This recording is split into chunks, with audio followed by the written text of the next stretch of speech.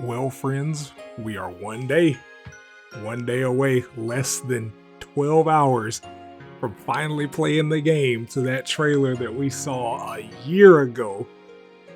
Man, feels like so much has happened in such a small time, man, from the first bit of the gameplay trailer where everybody pretty much was like, yeah, this game's gonna be absolute mid, to them coming around and making good trailers, people showing off gameplay footage at the different expos they went to.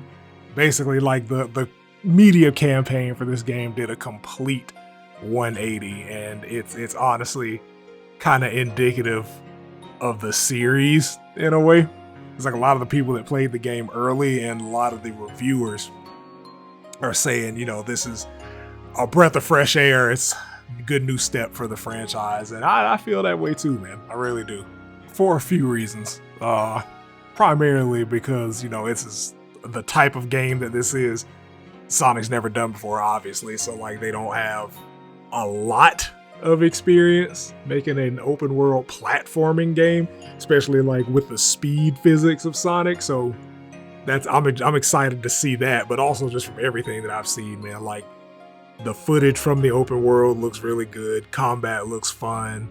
Cyberspace, I've been seeing people lately that got the game early post some speed running routes, and the tech is there. Rest assured, you're not just gonna be boosting and holding straight on these fucking cyberspace levels, man. People are just doing some incredible stuff. There's air dash canceling. I'm hyped for that. I'm hyped for the optimization. I will see y'all on the fucking leaderboards. But everything just from the presentation to the theme to them getting a more credible writer. Not to say that Pontac and Griffin weren't good writers. It's just they leaned too hard into the child appeasement aspect of their writing styles for the past few games. That's why there's a lot of eye-rolly jokes. Not in the sense of that's part of the charm, but it's just okay, all right, man, we get it. We get it. You're writing this for 10-year-olds and preteens, and we are not the target demographic as 25 and up or 30 and up Sonic fans. And that's okay, man. That's cool. Times change, things have to change, everything has to adapt at some point. But just the amount of care and attention that's put into all the aspects. I'm not going to talk about the music because the music is always banger in Sonic songs or Sonic games, especially in this game. From what we've heard, there's not been a single song that was either officially revealed or leaked that I've heard that I'm just man, I'll probably listen to it once or twice. These bitches slap.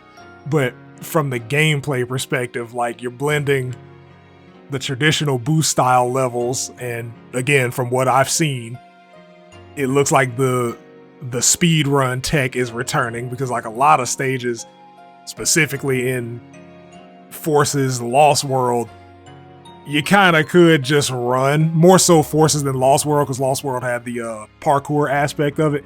But Forces, a lot of those games were just, hey, look at Sonic go. That's what he does.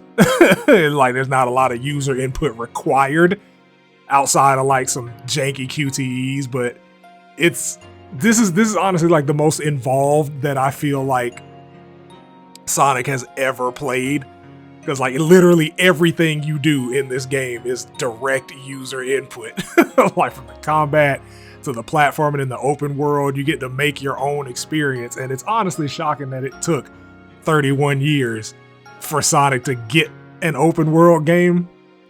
It just makes sense. It makes sense for his type of speed, the type of combat that he does exhibit when he does have to fight.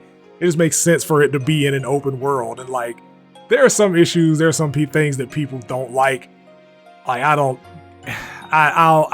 save that, because I'm gonna do the 1 month later review, after I exit the quote unquote honeymoon phase. But in all honesty, it's not often that I see a trailer and be this might be in my top 3 games of this franchise. But that definitely happened once we got good trailers for Frontiers. I'm not gonna lie, I was with y'all. Those first couple of IGN playthroughs we got were absolute garbage. And I was like, man, I don't know. Like I knew it was a demo build, like a work in progress build, just because of like how much stuff there wasn't. But the way they were playing it just made it look like there was no real fucking changes from forces and everything. It was just odd. The real highlight to me was just the amount of stuff to do in the open world, and the fact that they give you like sliders to control things like top speed, bounce height, things like that. So you can literally create not only your own adventure, but your own Sonic. So if you're not enjoying it, it's your fault. Literally your fault, because you're in direct control of how man's controls. Oh God, I can't wait. I'm turning everything to the max, but like I can't wait to actually have my hands on it. Now, there is an elephant in the room that I do want to address, obviously. You might be seeing some early review scores on Metacritic and some from your favorite Sonic tubers. First and foremost, these are opinions. They are not facts. Everybody has an opinion, therefore you should not take anybody's opinion and base yours on theirs, because we are human. We are all different. We are not a hive mind. That being said, if this game ends up reviewing low, and I don't think it will, but if it does, that should not be your basis for whether or not to get this game or to continue to support this franchise. If you play it and you don't like it, by all means, don't support it. But do not take anybody, mine included, because I told you how I feel about it, but do not take anybody's opinion as a fact when looking at or playing this game. Formulate your own opinion based off your own experience, but at least give the game a fair shot. You know, don't go in expecting it to be something, and then when it's not that, you know, negging the game. that's not fair. I'm trying to actively alternate how we do criticism in this community and on YouTube. I want people to actually give fair and honest criticism. That's why I said I'm doing the 1 month later review, because I don't want to knee-jerk review and then seem like I'm shilling or just fanboying out, but I also don't want to do a review like a year after the fact because I don't want to, you know, gotta strike while the iron's hot. But even when I do my review, or like you see me posted on Twitter, that's just my personal opinion, and it is not better than any of y'all's. It is not of a higher pedigree than any of y'all's. That's just my experience. I'm not gonna lambaste y'all or meat ride for sharing or opposing my opinion. That's not what we do here. You don't like it? Cool, man. You don't like it, but don't try to ruin other people's enjoyment of it. If you enjoyed it, awesome, me too, but don't try to tell other people that they should enjoy it just because you did. Like, everybody's not gonna have the same experience with that game, and that's okay. That's fine. That's what's supposed to happen. But we are in a state now where if the right people share tangentially related opinions, then that's just the law for the community, and you can't oppose it. And that's not how that works, man. Have your own mind. It's okay. It's okay to oppose or call out people that you like. That's fine. That's a fine thing to do. Hell, I've gotten comments like that, whether it be on Twitter or on YouTube, man. Like, people are gonna disagree. That's okay.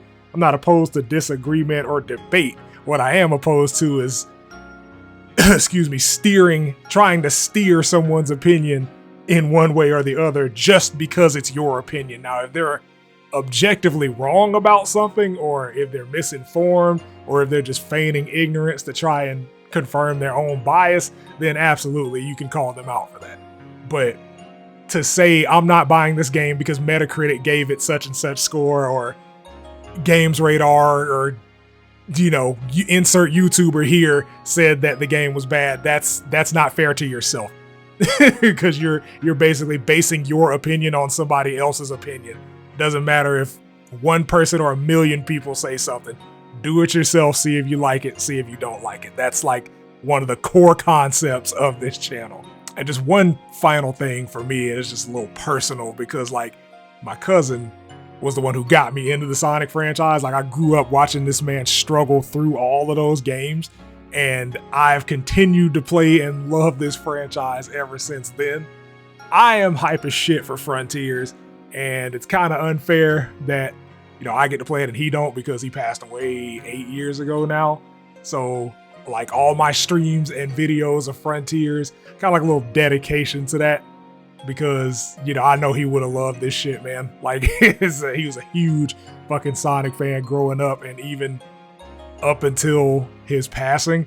So just that, like, you know, streams all dedicated to my mans, and we are gonna have a great time, man. Like, it is, I think it's 4 o'clock as of me recording this. We have 8 hours until Frontiers releases. I hope y'all will be here.